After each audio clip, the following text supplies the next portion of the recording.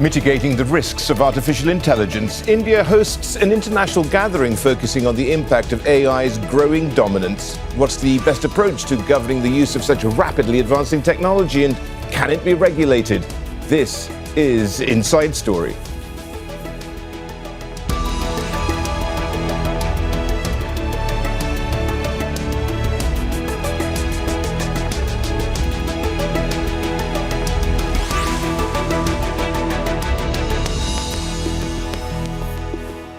Hello, welcome to the programme. I'm Rishaad. Salamat. The rapid expansion of artificial intelligence has caused much excitement about its potential, but it's also fueling concerns about the possible dangers. World leaders, innovators, tech bosses and researchers are meeting in India to discuss the practical and ethical use of the technology. But reliance on AI is increasing at an unprecedented rate. And this summit isn't expected to result in any binding pledge on managing its rise. Still, there's hope the meeting will establish an international consensus on the negative effects of the technology. So will politicians be able to adequately address growing fears about the overuse of AI? We'll talk to our guests in a moment, but first, this report by Michael Apple. They're a hit at artificial intelligence expos. Dazzling dance moves capturing imagination, freeing humanity up to dream of the endless possibilities that advancements in AI can bring us. And it's able to open dishwashers. Behind the theatrics, the same tech powering these robots is already powering autonomous weapons platforms. That same conundrum, balancing the potential benefits with the potential harm, will be debated at the AI Impact Summit in India. It's taking place at a time when social media companies and technology platforms are under increased scrutiny. The rapid spread of deepfakes, misinformation, disinformation is basically striking at the root of these institutions, the root of trust between these institutions. Big tech firms dominate the markets. The world's most valuable company, Nvidia, has had a meteoric rise, driven by its dominance of the AI chip sector. Publicly listed tech giants, known as the Magnificent Seven, make up more than a third of the value of the S&P 500. But experts warn we're in a bubble and a market correction is likely. On top of possibly being overvalued, there's the issue of a lack of guardrails to guide ethical use and implementation, something for which the EU is investigating Elon Musk's Grok model. We have seen non-consensual deepfakes of women, and we have seen child sexual abuse material. Advances in AI far outpace attempts to rein it in. AI is moving at the speed of light, and no country can see the full picture alone. But AI is big business, and those in charge know they have an ally in the White House. In December, President Donald Trump issued an executive order setting his administration's tone on artificial intelligence. He stated that the US is in a race with its adversaries for AI supremacy. And to win that race, tech firms must be free to innovate without what he described as cumbersome regulations. His order created an AI litigation task force to challenge any state that passes regulations that could undermine AI innovation. But innovation at any cost? That's something many leaders and institutions around the world are increasingly warning against. Michael Apple, Al Jazeera, for Inside Story. Let's bring in our guests from New Delhi. We're joined by Amba, co-director of the AI Now Institute in Amsterdam, Ruta Liepina, associate professor at the Riga Graduate School of Law, and in Kyoto, in Japan, is Marc Einstein, research director and global head of AI research at Counterpoint Research. Thank you, all of you, for joining us. And I'm going to start with Marc. Where are we in the various iterations of artificial intelligence right now? Because with every new development, huge numbers of fresh questions are brought up. Right. So I think we are just starting to enter what we call the era of agentic AI. And what this really means is that AI is going from kind of more advanced and more intelligent searching to be able to do things on its own. This has really shaken up financial markets and raised a lot of questions as to, what the future of business and life is even going to look like. To you, Ruta.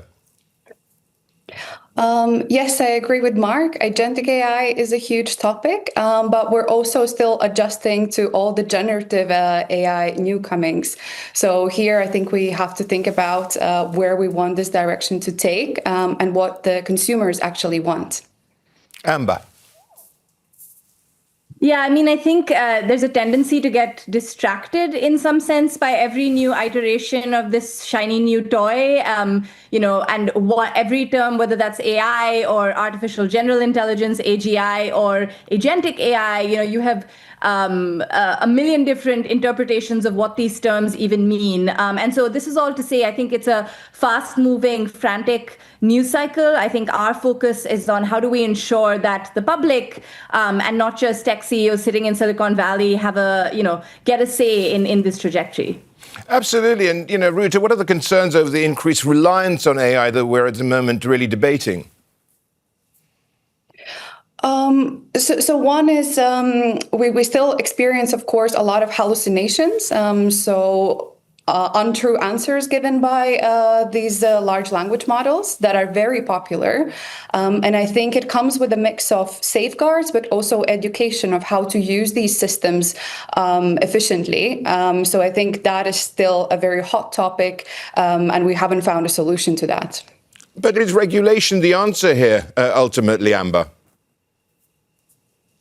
Look, regulation is one of our tools in the toolbox, so to speak. But the question is, what is our goal here? And I think our goal is really to try to combat what is at the root cause of many of our anxieties around this technology, which is in a really unprecedented concentration of power in a very small section of the tech industry. And this isn't just a question of market power and who gets the spoils of this new economy, because as AI gets integrated into every single domain, whether it's healthcare or entertainment or education, we're seeing the ways in which the worldview of those that develop this technology is also kind of up for grabs and potentially, poised to dominate the next era of what society looks like. So all of that to say, these aren't just technical or technological questions. These are societal questions. They have extreme implications for our economy and certainly for our democracy. And so I think the need of the hour is to use all tools at our disposal to open up the conversation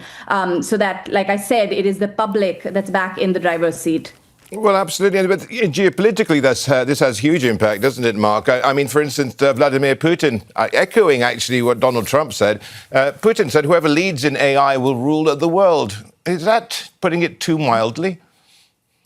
No, I really don't think it is. I think that we are starting to see a great dichotomy between, I would say, China-centric and US-centric AI software. I think this is a great race, and I think the lines are being drawn. I think that, interestingly, there are an increasing amount of countries that don't want to be reliant on either country. And so we're starting to talk more and more about a concept called sovereign AI, where a lot of countries are taking back control of their infrastructure, their data, their software. But it very much is a very fragmented world when it comes to AI.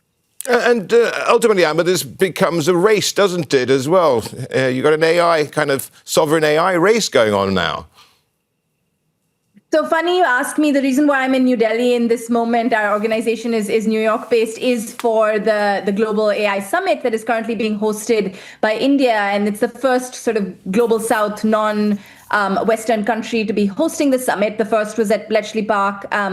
The last one at in Paris, and very much the kind of overarching question here is there a third way outside of a kind of US-China dominated AI future? And I think there's a lot of buzz around this idea of democratizing AI, but equally I think the how we get there is still quite thin. I think it's easy to brandish terms like sovereign AI or openness in AI and democratization. But at the end of the day, I think if we're not truth-telling about the very sort of endemic dependencies of infrastructural dependencies or that this technology engenders, the fact that it is a handful of tech giants that dominate not just the key inputs, but also the infrastructure, and certainly the pathways to monetization, both for consumer and for enterprise markets in this new economy is, I think, really the existential question right now. This concentration of power needs to be named before we do anything, before we can start to build an agenda to do something about it. Richard, your thoughts on this, the democratization of AI? So I think it's very important to talk about this democratization aspect and also sovereignty aspect, because it would give citizens choice. Because at the moment, with the concentration of power, even if consumers don't like the tools that they're using, there are not many equal comparable alternatives. And that creates a situation where the main players can remain their dominant position and even worsen the terms for the users, because there's this lock-in effect that they have been using these tools. So I think it is very important to talk about it. I don't know whether we're there yet to have that, but I think even discussions about it in this summit are essential, yes. Marc, I want to get a sense, you brought up the idea of US and China-centric AI. What are the differences, and what are the differences in the way that they are perceived by authorities and regulated? Well, I think that there are a few key differences. I think one difference is that China is largely promoting open source standards. And so these monetize differently. These are free to use, and I think that they will be widely used. Whereas the US has more of a profit-driven centric model. I think that another thing that you will see is the level of censorship is different in both places. So I think that there are some key differences. I think that you will absolutely not see certain countries not use either US or China-centric AI. And that's why I said I do see lines being drawn, and I do see a dichotomy forming. I just want to bring up what happened at the AI Impact Summit in Paris last year, as Amba was alluding to, where US Vice President J.D. Vance said, now, we believe that excessive regulation of the AI sector could kill off a transformative industry just as it's taking off. What are your thoughts on that, Ruta? So last year's summit was controversial in many aspects. It was also very political. Of course, I think when we talk about innovation, we have to think about trade-offs. So what is the cost of winning the AI race?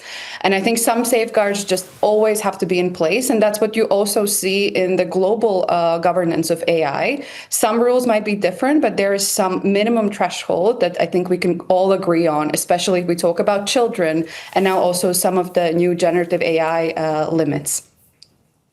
Amba. I would say pitting innovation against regulation is sort of the oldest trick honed by corporate lobbyists, because I think some of the time I would actually almost refute the idea that it's even a trade-off, right? I think many a time the kinds of regulation, whether it's protecting children or the mental health impacts of chatbots or security concerns, we're trying to promote through sensible regulation a race to the top rather than the bottom. But I think there is a way in which in this current political environment, regulation has been sort of brandished as a bad word, and basic protections that would not only protect the public, but I think also enhance the trust that consumers feel interacting with these chatbots and in some ways facilitate adoption. All of that is sort of being caricatured into this zero-sum game between innovation and baseline protections for the public, when I think that contradiction shouldn't exist. To you, Marc, some have called for the big AI companies to be held accountable or reined in or heavily regulated in what they do. Now, one has seen a lot of commentary that what we have on the markets right now is a big AI bubble. Is that something which should actually burst that bubble? Well, so I get asked this question almost every day. And I think that if you look at AI investment versus AI spending, we're investing 16 times more than we're getting back today. So I do think that a lot of the companies in the sector are overvalued. I think that we're in more of an LLM bubble. I think that these model companies are often overvalued. I do see a correction, but I don't think it's an AI bubble. AI is a technology that is here to stay. I think these investments in things like data center and other infrastructures are long-term investments that will eventually pay off. But, it's just like the dot-com bubble. The dot-com bubble bursting was not the end of the internet. It was the beginning of the internet. And the companies that survived are the ones that rule the world today. Yeah, and Ruta, I mean, when you look at how the internet was really the Wild West in the pre-bubble days, are we in that sort of phase now? I mean, we've always then struggled. Regulation's always been a step behind the technology companies. Is that likely to be the case looking ahead? So I think we often also talk about this hype cycle of technology. And I think what Marc said about distinguishing between different types of AI systems is important, because I think AI is here to stay, but the LLMs and how we will use them, govern them, and integrate them, that is a separate issue. I think since we do start seeing some real harms in these matters, I think the regulation is trying to catch up with that. So even though we have rules, some of them are not enforceable yet, or they're just coming into place. So I think it's all still shaping up to become something that could improve the situation. And to you, Amba, on the same subject. I mean, I think let's start with the tools we have. There is no AI exception to the laws on the books. And what we have seen, certainly in the United States post, the President Trump's orientation towards this industry, but really all over the world, is a reluctance to enforce even the tools that we do have. And I think what we're seeing is really a backlash to regulatory inaction. And while it is, I think, easy or tempting to see AI as new as and disruptive, I think in many ways the failure modes we're seeing with AI are painfully familiar, because we have the last 10 years of social media and the kind of platform ecosystem to learn from, whether it's the kinds of competition concerns we're seeing with big tech companies shutting the door behind them. We've seen that story before. We've seen the open internet become ostensibly, or for all practical purposes, closed, or whether it's addictive design. If all roads lead back to surveillance advertising, what does that mean for our attention? What does that mean for our privacy, right? These aren't new. I've been working in tech policy for 15 years, and I will tell you there is very little about LLMs and the concerns that they bring up that feels novel. It feels like an exacerbation in the most case. And this isn't to say we don't need new rules, but it is to say we certainly don't need to reinvent the wheel. Well, this is it. And Ruta, to you, I mean, people are talking that we're entering into a post-truth world, given the amount of fake stuff out there. Do you agree with that? And how would society actually adapt to that? It is a very difficult question, because I think the more AI-generated stuff we see online, the more trust is challenged in the things that we're seeing and the things that other users are sharing. So I think at the moment, there is the feeling that we constantly ask ourselves, is this AI-generated or is this real content? Which is problematic, because also a lot of people are now not relying on traditional media as much for the news and their search, but moving towards or using mostly social media. So I think it's a challenging topic. I think education could help, as always, but also I think we're only now entering the stage where we are governing platforms, let's say, more strictly than before. We've had regulation on that before, but I think a lot is also changing, at least in Europe, with the Digital Services Act as well. And to you, Marc, I mean, you as a researcher must have to deal with this sort of onset of a post-truth society, and having also then it having market implications and financial implications. It is. I mean, I think that, one of the things that we talk about in tech circles is this dead internet theory, in that, so much on the internet is now AI generated. People don't know what's real and what's not real. I actually think this will eventually change business models. I think that this will, it might lead to people paying more for trusted services because nothing else can be trusted. It might cause blockchain to be used as a verification method. It might mean that agentic AI is going to become the new user interface that we use instead of apps and things like that from a trusted agent. So I absolutely think that there are very big financial implications. I think that the business models of the internet will eventually change themselves. Right. This also brings you to how accountable these AI systems are. I mean, if a computer can't be responsible, which has, devastating effects somewhere, who should be? I mean, the company that made machine, the firm that wrote the software, or the organization that used that computer, if you will, or that bit of AI here. I think I'll send that to you, Amba. Yeah, I mean, I think it's soup to nuts accountability is how we talk about it, right? Like there are the ways in which the LLM ecosystem or the supply chain pans out. There are certain kinds of design decisions, data decisions that are made at the foundation model layer. And it can only be the ChatGPTs, the OpenAIs, the Anthropics, the Googles that are in the business of building this foundational model infrastructure that should be held responsible for errors, for inaccuracies, for hallucinations that emanate from choices and development that happens at that layer. Equally, there are certain kinds of harms that are really emanating at the point of deployment, and those come not just from the ways in which the foundation model was how that particular sausage was made, but come from the ways in which a particular system is being deployed, whether there's a human in the loop, whether what is the kind of social interaction that is being engineered in that particular context. And so, yeah, I think that it really depends. It's quite contextual, but I think the most important thing to remember is that we need to make sure that it isn't just the consumer on the other end dealing with a smart machine and being told that the computer did it, and so there's no liability. We need accountability, and we need it through the supply chain. Ruta, just this question, what happens when a program can rewrite its own code and that diverges from the intentions of the creator in terms of what they wanted to achieve?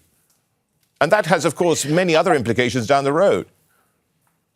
I think these are still somewhat open questions, but I agree with Amber. In any case, even if there's confusion or gray areas, there has to be someone to be held accountable. And maybe just to add to that, I think we also need regulations such that not the entire burden is on the user. Because if you need to find proof for these harms and evidence, I think is increasingly occurred, even though the damage is there.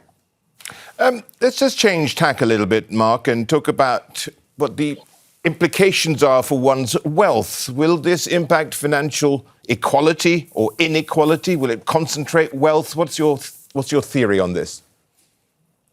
So that's an interesting question. I can argue both sides, frankly. I do think that, the fact that these AI tools I mentioned, many of them are open source and are available to everybody.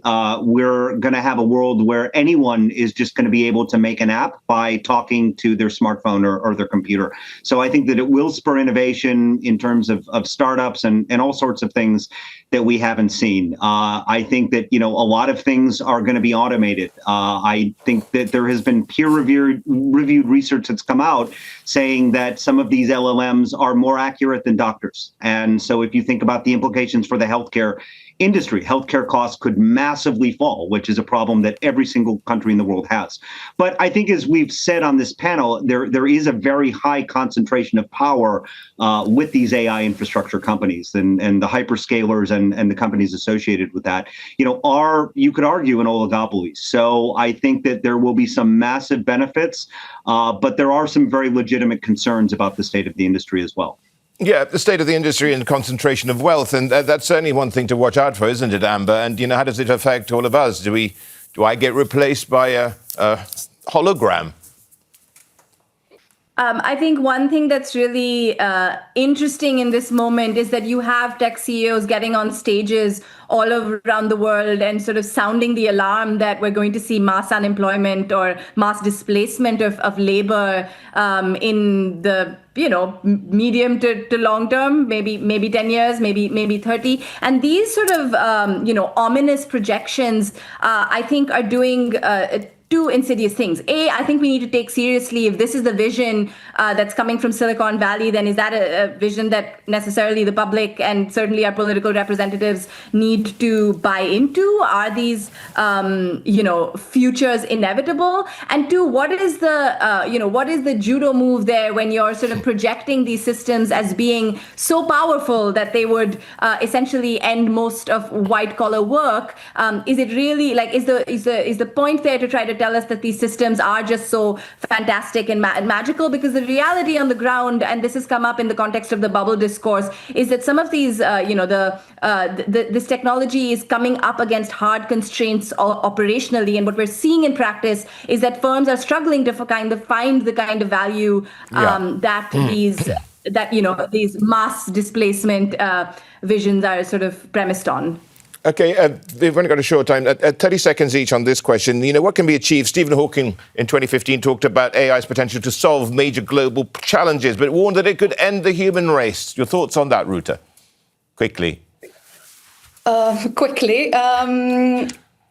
I think it could help us if we find a common goal. We can definitely harness it to improve qualities of our lives, but this is not where the big companies are going at the moment. Marc? I would argue it can save the human race. I think the implications that it could have for sustainability and all sorts of efficiency are things that we haven't even imagined yet. And, of course, Amba here as well. I think we need to look at this question as one of power, not of progress. And so to ask the question, first and foremost, who will have power in this new world and who will lose power, and start from there. Thank you so much for joining us. Thanks to our guests, Amba there, Ruta, Liepina, and Marc Einstein. And thank you too for watching. You can see this program anytime by visiting our website, aljazeera.com. And for further discussion, do go to our Facebook page. That's facebook.com/AJ Inside Story. You can also join the conversation on X. Our handle is @AJ Inside Story. From me, Rishaad, Salamat, and the whole team here in Doha, bye for now.